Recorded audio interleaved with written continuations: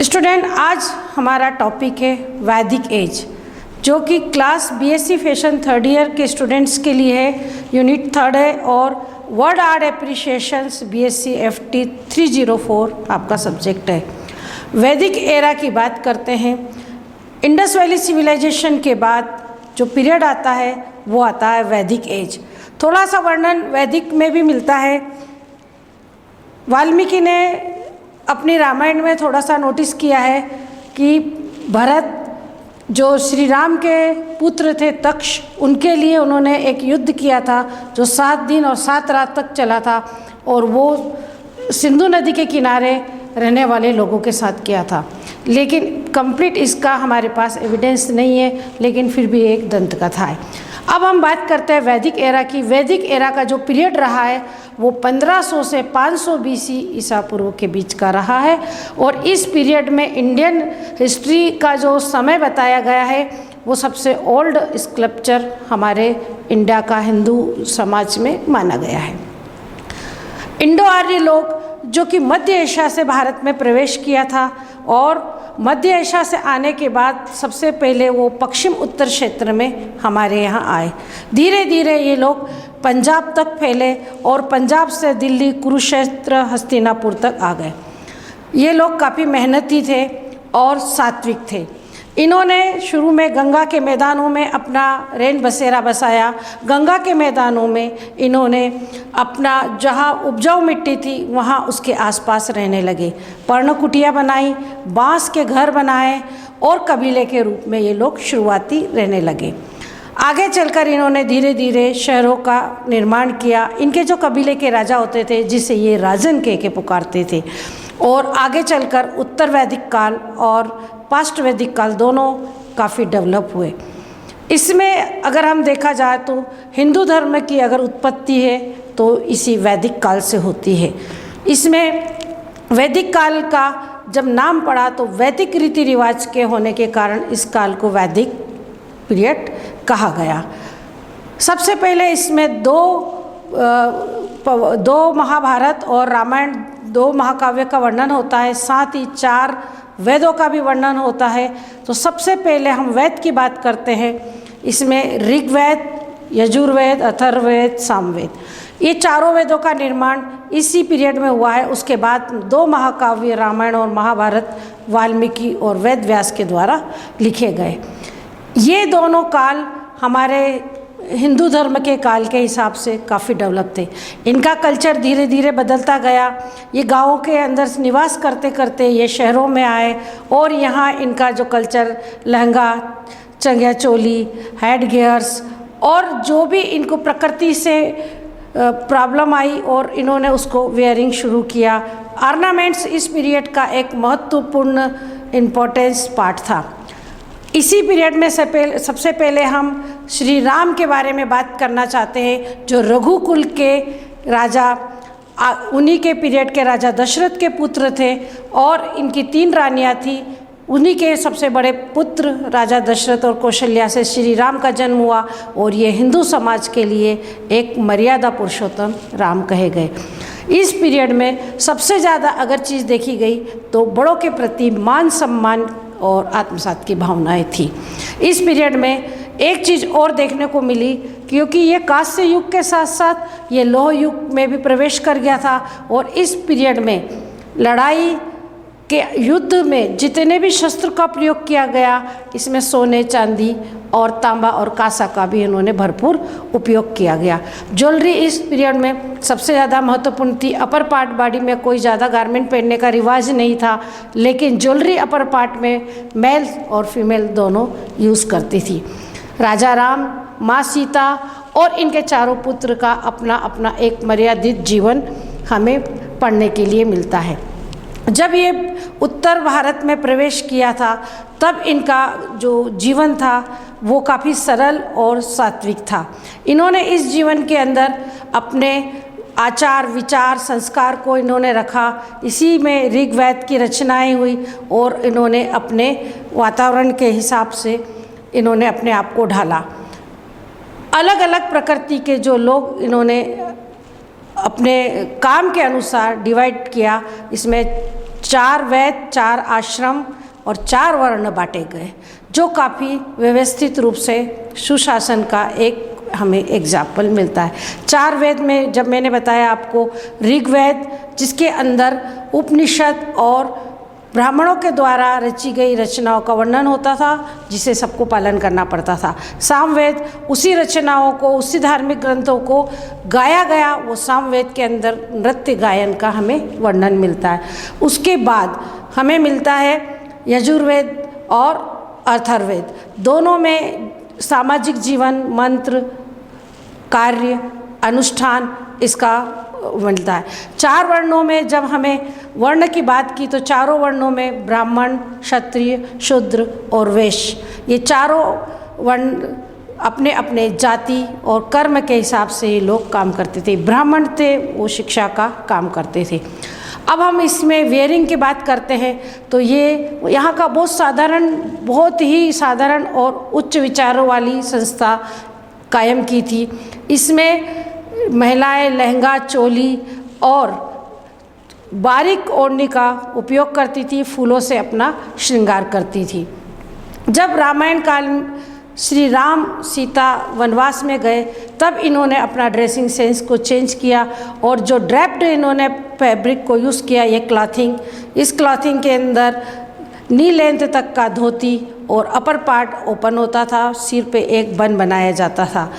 धोती इसमें मुख्य पार्ट था और सभी वर्ग, उच्च वर्ग, निम्न वर्ग, सभी वर्ग के लोग इसका उपयोग करते थे।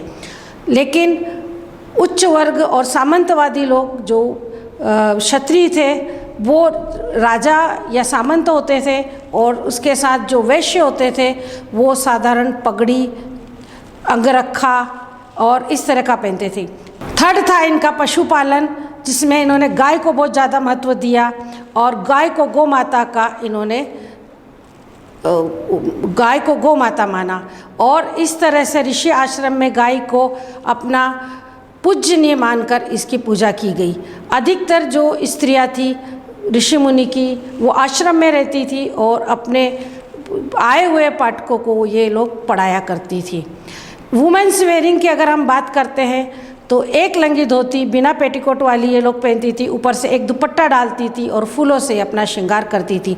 लेकिन राजघराने की जो महिलाएं होती थी वो अपने सिर पर मुकुट और ऑर्नामेंट्स से, ज्वेलरी से अपने आप को सजाया करती थी।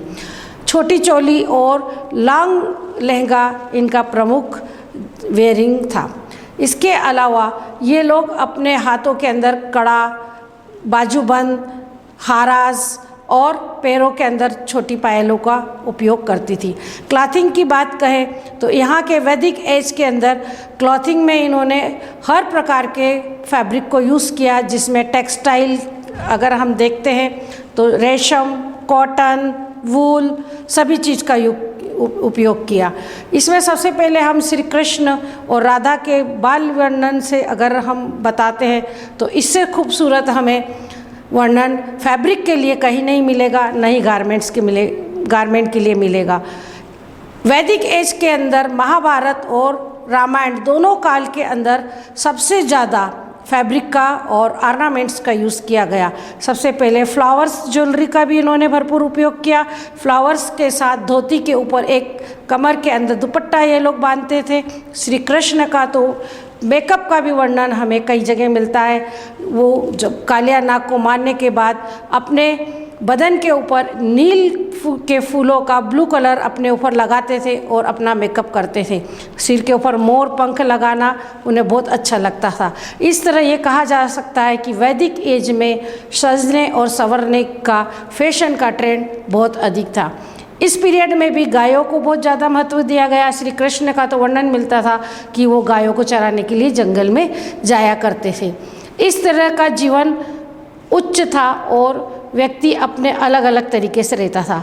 मुकुट की अगर बात करते हैं तो हेड गियर को मुकुट में कन्वर्ट किया गया और ऑर्नामेंट्स गोल्ड, सिल्वर और पर्ल का ज़्यादा इस पीरियड में उपयोग किया गया।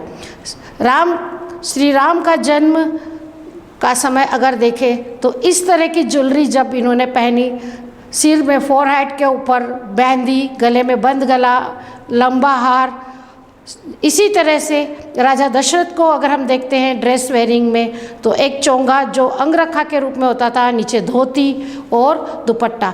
कई जगह ये अपर बॉडी पार्ट के ऊपर ड्रेस नहीं पहनते थे।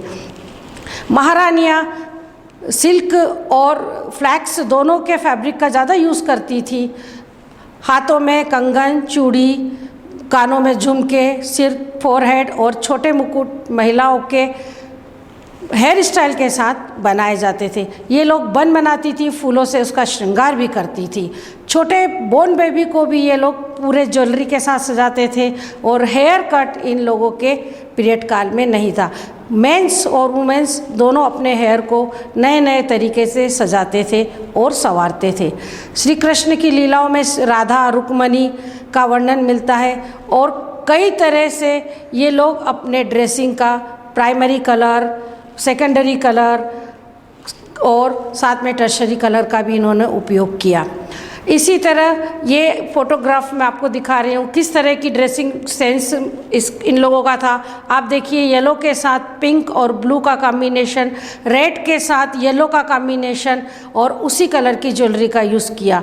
श्री कृष्ण ने मोर पंख को अलग अलग तरीके से अपने हेड गियर में सजाया गया। इस पीरियड में संगीत कला का भी बहुत ज़्यादा उपयोग हुआ। वाद्य यंत्रों का भी इसमें उपयोग हुआ, जो मैं आगे चलकर आप लोगों को बताऊंगी। वाद्य यंत्रों में श्री कृष्ण की जो मुख था वो थी बांसुरी। इसी तरह श्री राम का जो ड्रेसिंग सेंस था, इसमें दोनों उत्तर और वैदिक काल दोनों का मैं साथ में बता रही हूँ आप लोगों को। इस पीरियड में कृष्ण में ज़्यादा ज्वेलरी के साथ डिज़ाइनिंग की गई। श्री राम में ज्वेलरी का तो किया, लेकिन उस ज्वेलरी को सिंपल तरीके से पहना गया। इसमें पर्ल का ज़्यादा उपयोग किया गया। सीता मैया किया गया। राजमहल में आए तो साड़ी के ऊपर एक दुपट्टे को कवर करके अपनी बॉडी को ढका था, लेकिन जब वो वन में गई तो सेफ्रॉन कलर के कपड़े, कॉटन के फैब्रिक के यूज़ किए थे और आगे से लंबबन बांधकर, जिस तरह से वैदिक एज के लोग आपस में बांधते थे, इस तरह से बांधकर वो अपना वन गमन किया। श्री राम का जो शस्त्र था वो था धनुष और बाण। इसी पीरियड से जिस इंडस वैली सिविलाइजेशन में केवल कुल्हाड़ी और हमें दराते के रूप में औजार मिले, लेकिन यहाँ पर इस पीरियड में हमें धनुष, बाण, भाला, तीर आदि के भी वर्णन मिलते हैं। अलग अलग संस्कार श्री जन्म उत्सव में होते थे, जिससे हमें पता चलता था कि हर उत्सव की अपनी एक ड्रेस होती थी और ये उत्सव को बहुत इंजॉय के साथ मनाते थे। जब उत्सव होता था तो ड्रेस की अपनी अपनी डिफरेंट कलर की ड्रेस ये लोग पहनते थे। सामंत लोग अपने सिर पर पगड़ी आदि बांधते थे और राजा अपने मुकुट को धारण करते थे। बाल्य बच्चे छोटे सभी का नामकरण संस्कार हो या जन्म संस्कार हो या उनका शिक्षा का संस्कार हो, ये सारे उत्सव इस समय राजपुरोहित या राजा के जो ऋषि मुनि होते थे उनके द्वारा कराए जाते थे। वैदिक एज में सबसे महत्वपूर्ण बात है कि वैदिक लोग जो ऋग्वेद से हमें प्राप्त होता है, अग्नि फायर की पूजा करते थे। साथ में ही वो इंद्र, यम, शनि, ब्रह्मा, विष्णु, शिवा, शक्ति, इंद्र आदि का इन्होंने मान किया। बाद में इन्होंने श्री राम और श्री कृष्ण को माना। आपको मैंने वाद्य यंत्र के रूप में बताया, जिस तरह श्री कृष्ण का वाद्य यंत्र बांसुरी था, उसी तरह माँ सरस्वती का वाद्य यंत्र वीणा था। भगवान श्री कृष्ण बांसुरी बजाते थे तो शिवा के पास डमरू था। इस तरह हर भगवान का अपना अपना एक खुद का संगीत का, इसी से पता चलता है कि इस पीरियड के लोग संगीत में भी उतने ही निपुण थे। तीसरी बात, ये लोग जो प्रकृति को अपना देवता मानते थे, प्रकृति से बने हुए जो भी चीज़ इनको मिलती थी उसको वो मानते थे। जिस तरह अग्नि, वायु, आकाश और पृथ्वी, ये इनको देवता मानते थे। जैसे पानी को इन्होंने वरुण माना, पवन को इन्होंने हवा को इन्होंने पवन देवता माना और सारे देवताओं में जो प्रमुख थे उनको इंद्र माना, अग्नि देवता माना। इस तरह इन्होंने शनि ग्रह, नक्षत्र, तारे को भी इन्होंने अपना देवता मानकर इसकी पूजा की। सूर्य देव का भी इसमें महत्वपूर्ण रहा। आगे चलकर ये पीरियड धीरे धीरे भगवान का जो है वो ट्रेंड चेंज हुआ। इसमें आगे चलकर ब्रह्मा, विष्णु और महेश और शक्ति की पूजा का ज़्यादा महत्व दिया गया। ऐसा माना जाता है कि ऋग्वेद अपने आप में शिक्षा के लिए एक बहुत महत्वपूर्ण पीरियड माना गया है। ऋग्वेद के बाद हम वर्णन अगर देखते हैं वैदिक एज में, तो ये है कि यहाँ 4 वर्णों में और 4 आश्रमों में इसको बांटा गया था। 4 वर्ण थे, ब्राह्मण, क्षत्रिय, वैश्य और शूद्र। मैंने अभी आपको पहले भी बताया कि जो ब्राह्मण वर्ग होता था वो शिक्षा का काम करता था, क्षत्रिय होता था, सामंत लोग वो रक्षा का काम करते थे, और वैश्य कृषि और व्यापार का काम करते थे, और उसके बाद जो बचते थे शूद्र वो उन सभी की काम में हेल्प करते थे। और इसी तरह उन्होंने 4 आश्रम का विभाजन किया। 4 आश्रम में सबसे पहले ब्रह्मचर्य आश्रम, उसके बाद गृहस्थ आश्रम, उसके बाद वानप्रस्थ आश्रम, और सबसे लास्ट में होता है संन्यास आश्रम। तो जब बच्चे का ब्रह्मचर्य आश्रम होता है तो 12 साल की उम्र के अंदर वो अपना घर छोड़कर वन में जाकर ऋषि मुनियों के साथ रहकर वेद विद्या पाठ और अनुष्ठान यज्ञ के द्वारा करता है।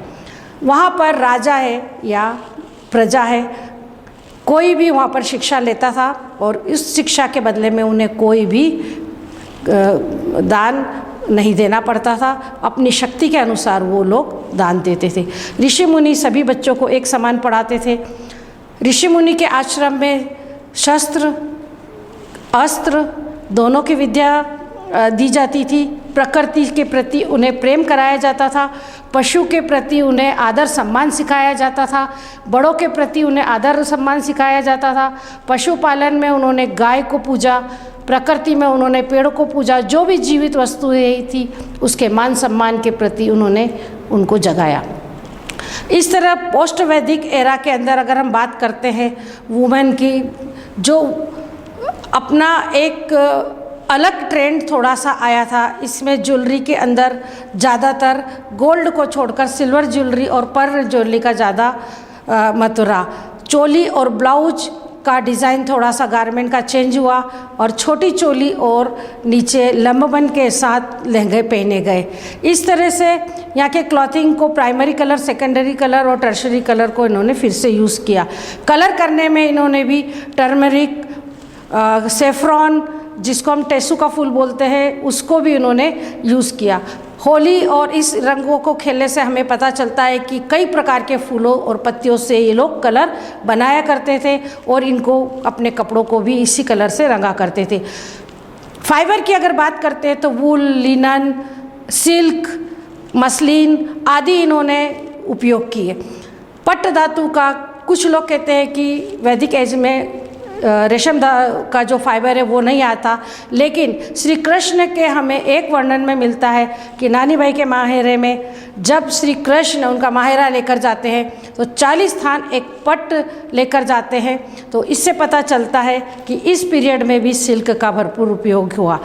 लोह युग होने के कारण इस पीरियड में रथ के पहिए और सभी प्रकार के लोहे से बने अस्त्र और शस्त्र का भी इन्होंने कंप्लीट योगदान दिया। श्री कृष्ण का दिया गया अर्जुन को जो उपदेश गीता का आज संसार भर में संवाद के रूप में प्रसिद्ध है। आपको ज्ञात होगा कि महाभारत कुरुक्षेत्र का संसार का सबसे बड़ा 18 दिन चला हुआ, 18 दिन 18 रात चला हुआ सबसे बड़ा युद्ध रहा। शांतनु जो थे उनके पुत्र भीष्म, और जिन्होंने अपने राज्य का विस्तार किया था दिल्ली और कुरुक्षेत्र तक, और वहीं से सत्यवती के शांतनु से सत्यवती की शादी हुई थी, और उनके पुत्र थे चित्रगदा, और उन्हीं के पुत्र थे धृतराष्ट्र और पांडु। पांडु 5 थे, जिसमें युधिष्ठिर, भीम, अर्जुन, नकुल और सहदेव। उसी तरह से जो कौरव थे, धृतराष्ट्र के पुत्र दुर्योधन, दुशासन, दुशाला और 101 पुत्र माने गए। इनके बीच में आपस के अंदर जब गांव को देने के लिए लड़ाई हुई तो इस बीच में श्री कृष्ण ने जब अर्जुन ने युद्ध करने से मना कर दिया तो गीता का उपदेश दिया। ये हिंदू धर्म का एक अभिन्न अंग है। इस तरह से वैदिक काल एक अपना स्वर्णिम युग लेकर आया और स्वर्णिम युग लेकर गया, और हिंदू संस्कृति की स्थापना, वैदिक धर्म की स्थापना आज हमें जो मिली है वो वैदिक धर्म के द्वारा ही मिली है, जिसमें हमें 4 वेद, 108 उपनिषद, 60 पुराण और सभी देवी देवताओं को पूजना, प्रकृति, नक्षत्र, तारे, ब्रह्मांड, ये सभी को पूजना इस वैदिक एज की ही देन है। धन्यवाद। Thank you.